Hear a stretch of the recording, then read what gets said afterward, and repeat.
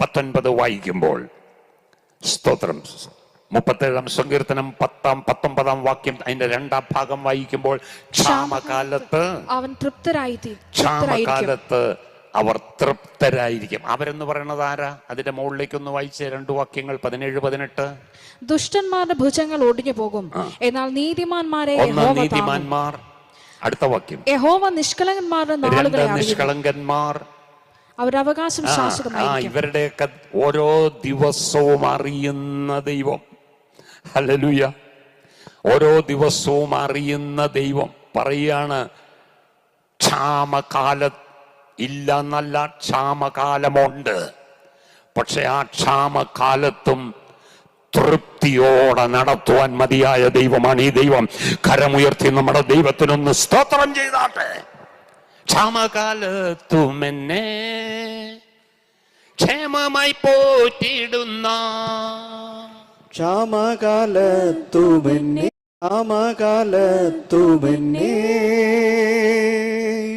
ക്ഷേമമായി പോറ്റിടുന്ന യേശുവിൻ കരുതലിനായി സ്തുതികൾ മുഴക്കിടാം. യേശുവിൻ കരുതലിനായി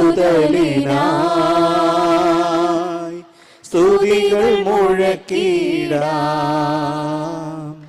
ഹല്ലേലൂയ പാടിടാം, ഉയർത്തിടാം യേശുനാമം. ഹല്ലേലൂയ ഹല്ലേലൂയ പാടിടാം, ഉയർത്തിടാം യേശുനാമം. വല്ലഭനാം യേശുവേ ആരാധിച്ചാർത്തിടാം. ആമേൻ ആമേൻ. വല്ലഭനാം യേശുവേ ആരാധിച്ചാർത്തിടാം. Praise the Lord. ഹല്ലേലൂയ. പാടിപ്പോണമെന്നുണ്ട്, പക്ഷെ സമയമില്ല നമ്മുടെ മുന്നിൽ. ഹല്ലേലൂയ. അപ്പൊ ക്ഷാമകാലത്തും ക്ഷേമത്തോടെ പോറ്റുന്ന ഒരു ദൈവമുണ്ട്.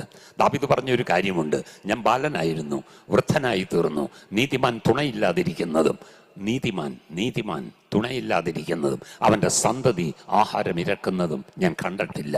സ്തോത്രം. ഹല്ലേലൂയ. സകല മനുഷ്യരും പാപം ചെയ്ത് ദൈവ തേജസ്സില്ലാത്തവരായി തീർന്നു.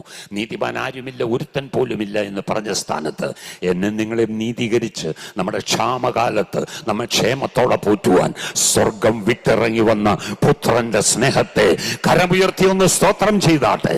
ഹല്ലേലൂയ.